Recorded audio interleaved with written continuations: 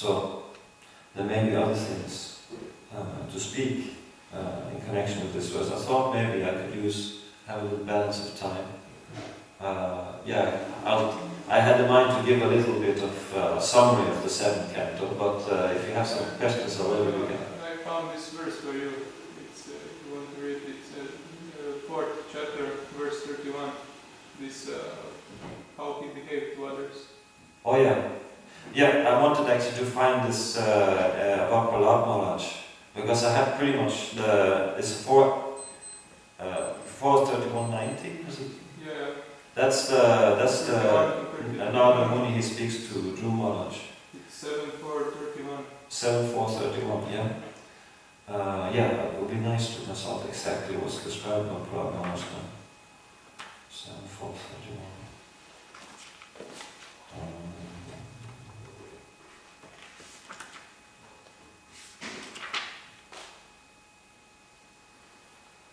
Yes, so it's described here. The qualities of Prahlad Maharaj, the son of Hiranyakashipu, are described herewith. So this is interesting. We hear about the Mahajan here. What's being described as the most important qualities of Prahlad Maharaj, being a Mahajan, so now we'll hear it. He was completely cultured as a qualified Brahmana, having very good character and being determined to understand the absolute truth. He had full control of his senses and mind. Like the super soul, he was kind to every living entity and was the best friend of everyone. To respectable persons, he acted exactly like a menial servant. To the poor, he was like a father. To his equals, he was attached like a sympathetic brother. And he considered his teachers, spiritual masters and older godbrothers to be as good as the Supreme Personality of Godhead. He was completely free from unnatural pride that might have arisen from his good education, riches, beauty, aristocracy, and so on. So here we have it, that to respectable persons he acted exactly like a menial servant. To the poor he was like a father. To his equals he was like a sympathetic brother. So these three distinctions, these three different personalities, the superiors, the equals, and inferiors, and fine. In every situation this will apply. Whoever we are faced with, they will come in one of these three categories, and we would like to deal with them properly. Thank you for that. We still have some time. If there's no comments or questions at this point, then maybe try to give a little bit of summary. Is there anything someone would like to? Okay. So since we started this 7th canto,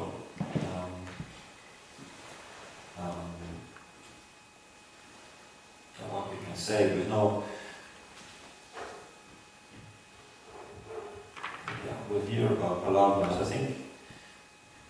think I didn't prepare properly, so I can do this nicely with just a summary like that. I think I'll just stop here to be safe, not to venture out to something too much complicated. So last time. I was thinking about this, like being kind to everyone, like the super soul. This kindness to everyone is manifest in that we try to help them out of the miserable condition by giving them Krishna consciousness. But what do we do with the people, like when they don't want it, even like they don't want the medicine? So like what do we do? Because like if we just keep on pushing, then we make them worse. So that's the thing, because we want to practice being. We know that Krishna wants this quality of compassion. He wants devotees, or the real nature of the soul, the pure soul, is that he is naturally compassionate to those who are in a difficult situation, difficult condition. That's simply a natural quality in the soul. So we want to dig it out, we want to uncover that compassionate quality and intelligent compassion, not just sentimental compassion. We want to really help others, practical, how can we really benefit others? So, Srila Prabhupada said that we engage in the highest welfare work, trying to give Krishna consciousness to others. So we do find, as you say, that sometimes we would like to give Krishna consciousness to someone, and it doesn't go exactly as we expect.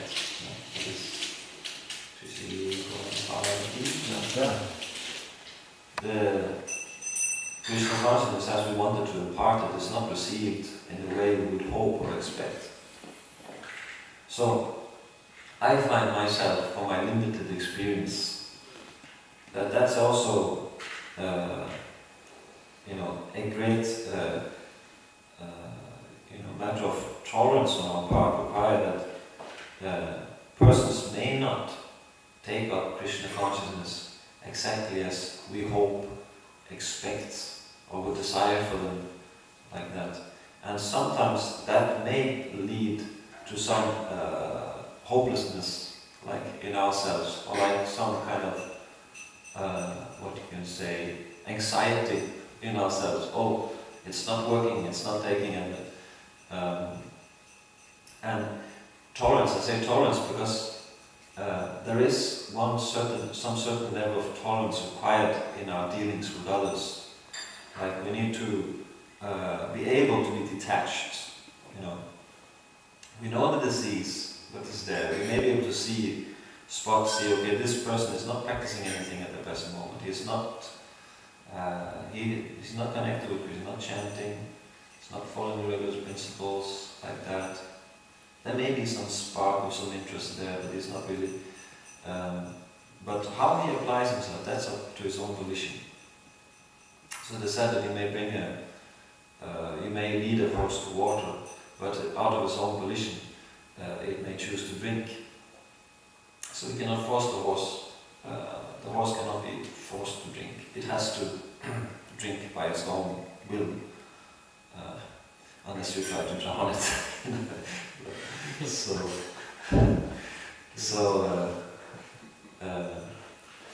Yes, that's there, and we need to be tolerant in the way the person we try to help, how that person takes the Krishna consciousness. And I find that's difficult because in the preaching we think that also it must be successful, because if the preaching is successful, we are successful. We would like to be successful, and like that. And if it doesn't really, that person doesn't take anything. Why is there something wrong with me, or like that? So that tolerance, that somehow that's required. And when people sense that we are detached, that we don't need them to practice properly for us to feel good. They sense there's no that we can be up and around, we can be detached, we can go on. That we simply offer it, and if they take it, that's very good. But if they don't take it, it's not like we'll lose our peace of mind. Like it's not like we'll become disturbed like that, overly disturbed. So when they feel that there's sort of detachment there, then because it's funny how people they can sense things, how they can sense attachment within ourselves when we want to relate to them. So, but if they feel this detachment is there, then they feel at ease. So if we have this tolerance and this little bit of detachment, how they accept it, we just present it, we just offer, lead them nicely to present the sweet, you say, give them the chance to take up, and then to be detached, then I would say that's the best we can do for them. That's the best we can do for others. Follow properly, set a nice example ourselves. And then when we offer opportunity to Krishna consciousness to be tolerant and detached, like that, and that's the best we can do. And we have to tolerate when people they don't take exactly as we expect, because that's their own choice. That's their free will. But if they sense this tolerance within us, then that will give them more reassurance that this person doesn't want anything from me, he doesn't need anything from me. And that's ultimately why we feel that we can take shelter of Krishna, because he is out and around. He doesn't need anything from us, even though he says Putram Paspam, Putram Patram Pushpam Palam Toyam. We know that he really doesn't need it. Now we can very well go on without our Putram Patram Pushpam Palam Toyam. But he offers us without attachment, that if you like, you can offer me this, and you will feel this will be good for you. So I would say like that, it requires some tolerance, simply. When people, they don't accept it, we need to be shown a little bit detachment and just go on. Because they will be watching, how do we react? If a person, you offer him something and he doesn't take it, then he will see how do you react. What's your reaction? If you feel you're dissatisfied, why are you dissatisfied? What's your angle? What do you want? He becomes suspicious, But if you see, so okay, you're just going on. It didn't disturb you. You're just as happy as you were before. There's no sense of loss on your part, personal loss on your part. And that person will say, okay, that was quite interesting. He didn't seem at all upset or like that. Somehow wasn't able to live up to his expectations and like that. So that generates some sense of respect or some sense of curiosity. Well, how is it that this reaction is there? Because normally, when we don't live up to someone's standards, that may be in a family, we don't live up to our parents' expectations, we don't live up to the standards that they expect. We have experienced that they become disappointed. They express some disappointment. That may go to the personal, that they say, why is he nonsense, that reflects badly upon themselves. So we may have so many experiences of our superiors throughout our lives, which are not really detached, which are so people they're always suspicious. In this, I would say, we have this tendency to be suspicious towards superiors. What do they want from us? What's their angle, how are they trying to exploit us? And we carry this into spiritual life, as I see, And in order to surrender to somebody, we have to surrender to somebody who's transparent by a medium of the Supreme Personality of God, the person who's completely detached, who doesn't want... Actually, we're looking for such a person. We're looking for such a spiritual master who doesn't want anything from us, who doesn't have any personal material need to satisfy from us. Because then we know that's the quality described in the Supreme Personality of God, and a transparent, bona fide representative of the Supreme Personality of God, ideally, he should have those qualities. Like a pure, self-realized spiritual master, he should exhibit these qualities. So actually, we would like to have a spiritual master who is completely detached, who doesn't want anything from us. And if it is that we have a spiritual master who's not completely 100% detached, then we have to very well be rooted in the philosophy that ultimately Krishna, he doesn't have any detachment. And simply that even if there may be some discrepancy, we may sense some kind of attachment in our spiritual master, we may understand that even it may be so. And that's not something that we need to dwell upon, because if we dwell upon the faults of others, upon the discrepancy of others, it may be a small flaw in a superior person, and that doesn't help us. No, it doesn't help anything for us. We need to surrender somehow or other to the order, and the orders are very clear, given by Prabhupada, how to serve, how to satisfy Krishna. So there are so many aspects of it. But my small experience in that is that what really impresses people, what makes people feel safe and comfortable, is that a display of detachment in those who try to help them, who try to give them shelter. That's the real thing that reassures people. So we can try to somehow, and that's very difficult, because it's always so easy to be attached in some small way, some different way, but to be detached and simply offer Krishna consciousness, and then be satisfied to be satisfied within ourselves. And that quality to be satisfied, that is actually one of the important qualities that one needs to have in order to satisfy the Supreme Personality of Godhead. And this is also one verse spoken by Narada Muni. It's also in the 4th canto, it's in the 8th chapter, verse 34. And he says, Dayaya sarvabhuteshu santushtya yena kenava sarvendyo pasantyacha tusyati asudanadana. And that means by being merciful to all living entities, being satisfied somehow or other, and controlling the senses from sense gratification, one can very quickly satisfy the Supreme Personality of God in Narayan. So to be satisfied, merciful, satisfied, and self-control, or you can take control, C, MSC, 3 important qualities, 3 essential qualities to what? To very quickly satisfy the Supreme Personality of God. So this satisfied, to be satisfied within ourselves, that is required in order to be detached. Because if we're satisfied, we won't need others to act in a certain way